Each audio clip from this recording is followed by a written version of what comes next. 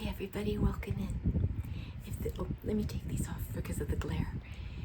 If this is your first time visiting, welcome and thank you for giving me a chance. If you've been here before, thank you so much for coming back. Your support means everything to me and I love hearing from you. So please feel free to hit the subscribe button if you haven't already and leave comments and likes and shares, whatever you want to do. But I do love hearing from all of you. And tonight I thought we will do a reading. I haven't done one of the read to you to fall asleep, and we still have a couple more stories in the Celtic Fairy Tale Volume 1. So I thought maybe we would do them.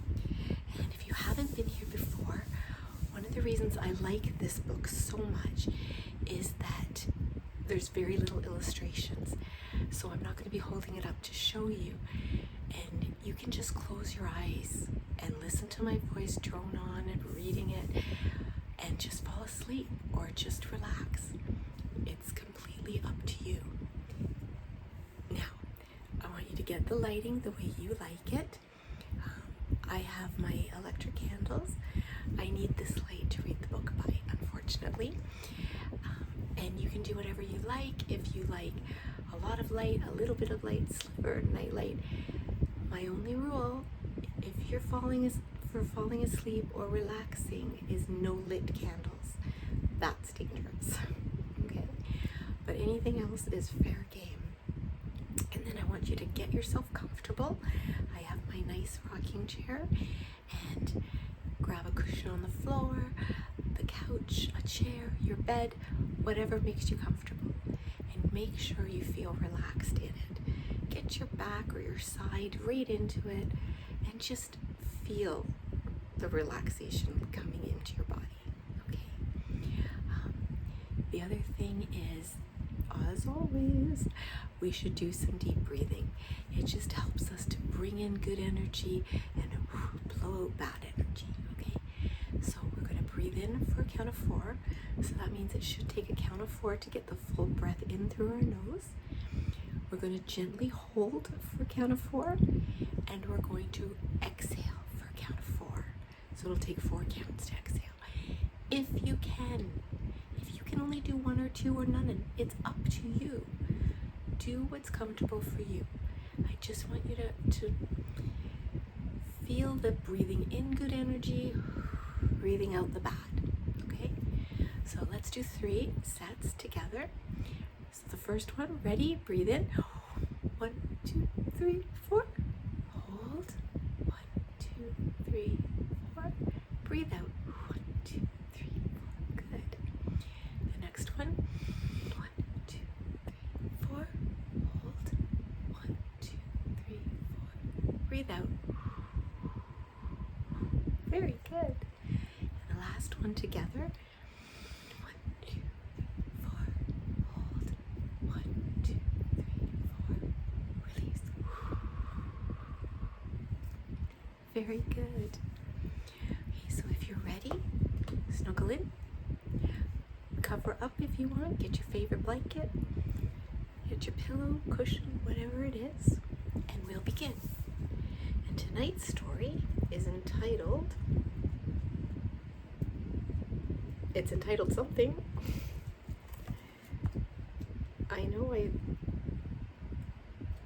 There we go. Here we go. The Brown Bear of Green Glen. Okay.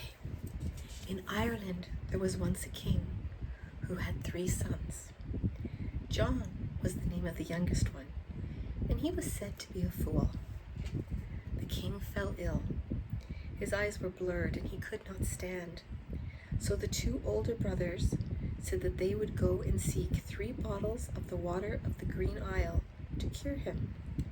And they rode off on 2 fine horses. The fool wanted to go too, so he saddled up an old white pony and followed them.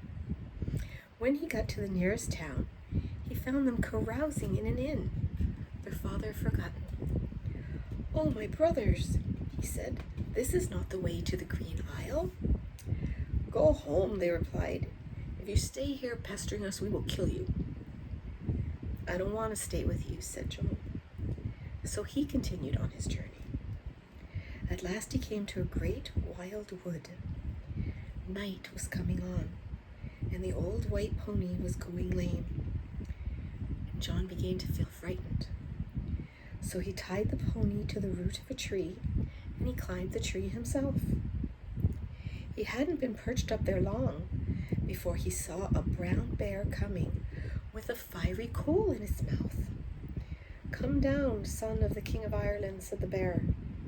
"Indeed I won't. I think I'm safer where I am," said John. "If you won't come down, then I must go up," said the bear. "Do you take me for a fool?" said John.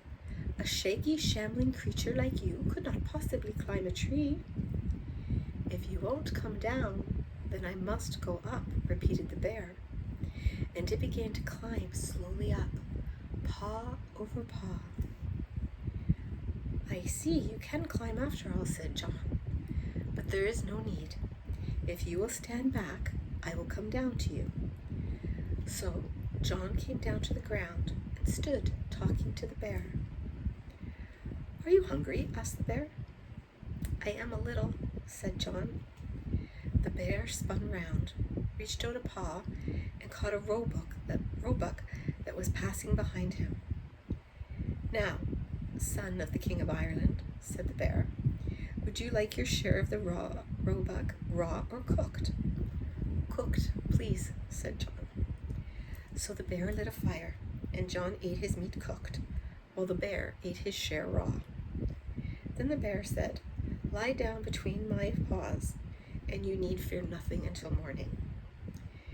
When John awoke, it was dawn. "I think we had best be going," said the bear, "for we have a long journey ahead of you." "Ahead of us, actually. Are you a good horseman?"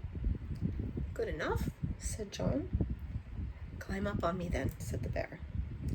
John climbed up on the bear, but as soon as the bear made its first leap, John fell to the earth with a thump. "Try again," said the bear. This time John clung on to the bear's fur with his nails and teeth, so he managed to stay on. They went for 200 miles like this, until they came to a giant's house. "Now, John," said the bear, "you will find this giant pretty grumpy, but you must not be afraid. Tell him that the brown bear of the green glen has sent you, and he will give you food and shelter. I will come for you in the morning." So John went into the giant's house, and the giant shouted, "Now I have you, son of the King of Ireland. If I did not get the father, I have got the son, and I shall trample you into the dirt." And he stamped his great feet to the ground. "No, you will not," said John, "for the brown bear of the green glen has sent me." "Oh, in that case," said the giant, "you shall be well cared for tonight."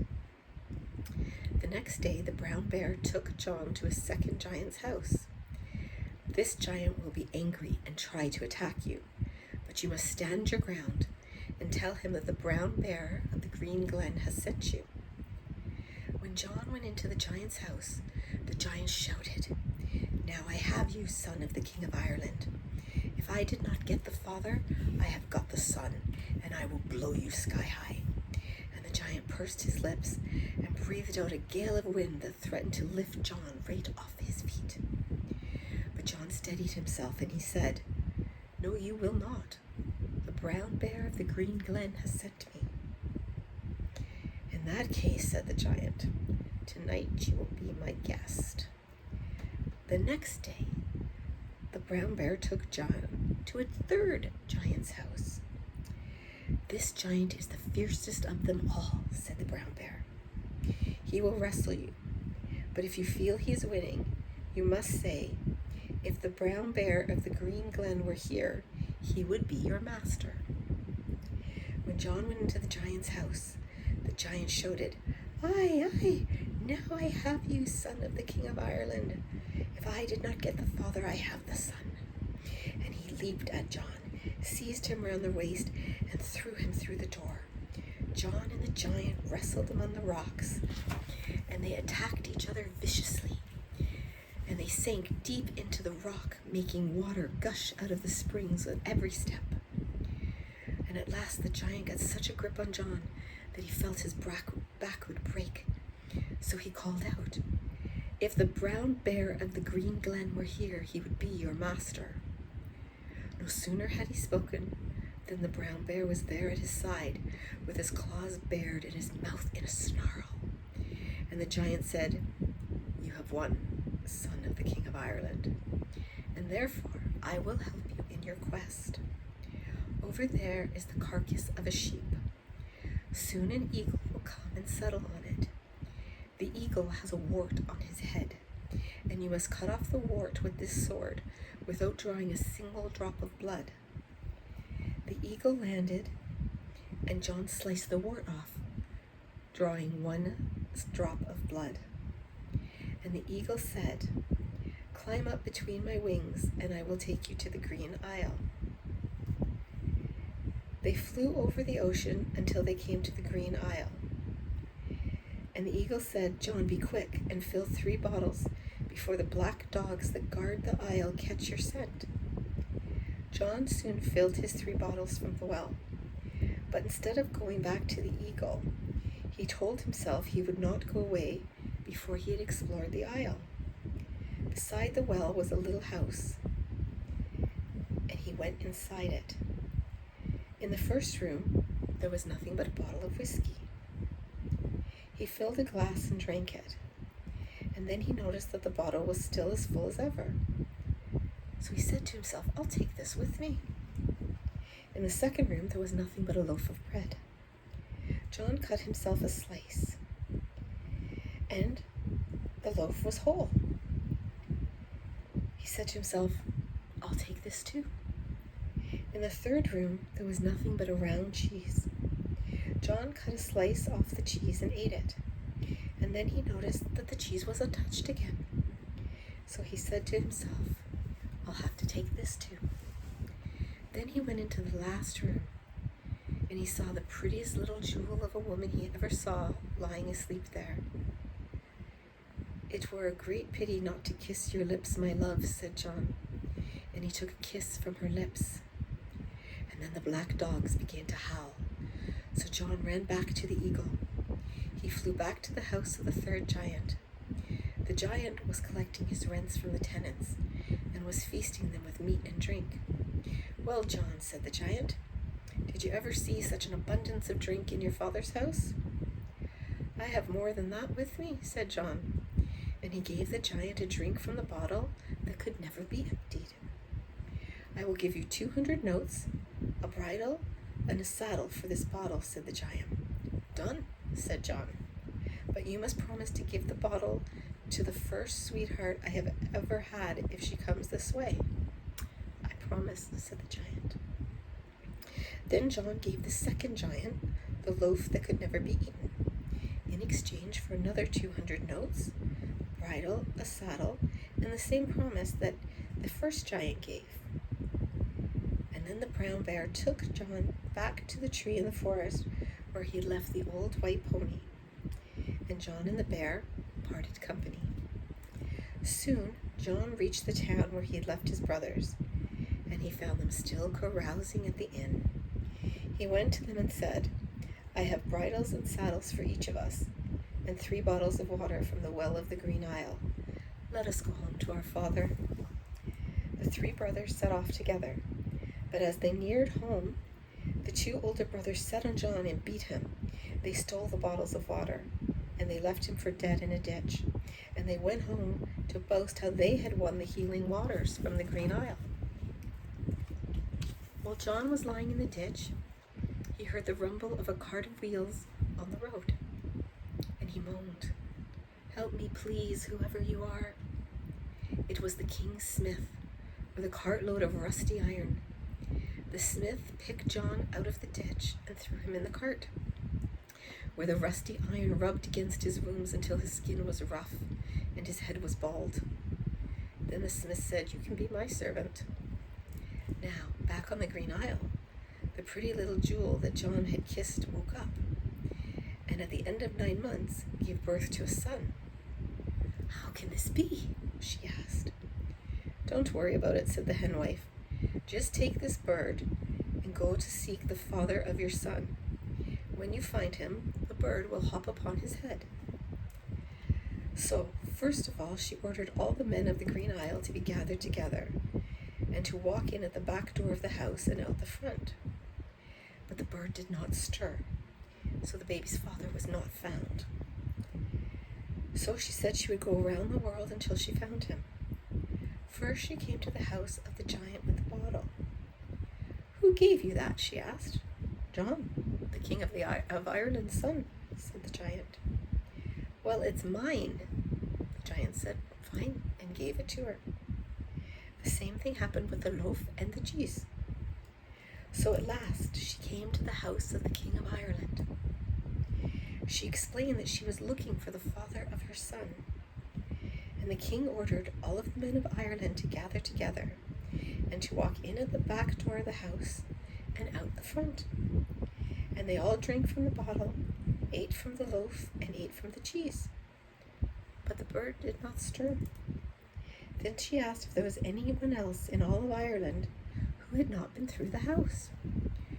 There is only my bald, rough-skinned gilly, said the smith, but rough or not, send him here, said the girl of the Green Isle.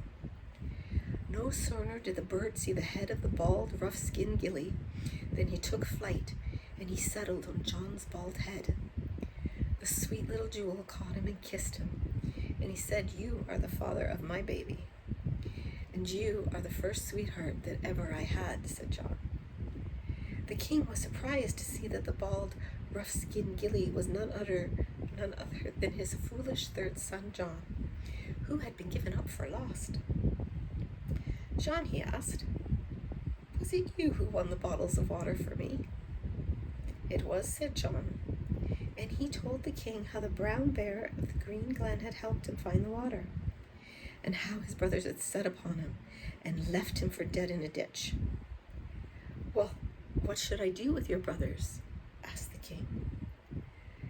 Cast them out, said John. Let them eat the dust of the road and drink the muddy waters from the ditch. So the king cast out the 2 older brothers and made John his only heir. And then he gave John water from the well of the Green Isle to drink, so that his skin became smooth again, and all of his hair grew back. And then John married the girl of the Green Isle, and they made a rich wedding that lasted 7 days and 7 years, with gold jangling from the soles of their feet to the tips of their fingers, and the length of 7 years and 7 days. And that's the end of tonight's story. And I hope that you enjoyed it. And I hope that you're relaxed, and that your eyes are drifting, and that you want only to sleep, safe in the comfort that you are relaxed, that you are loved, that you are valued, that you are honored, and that I am so very, very glad that you were born.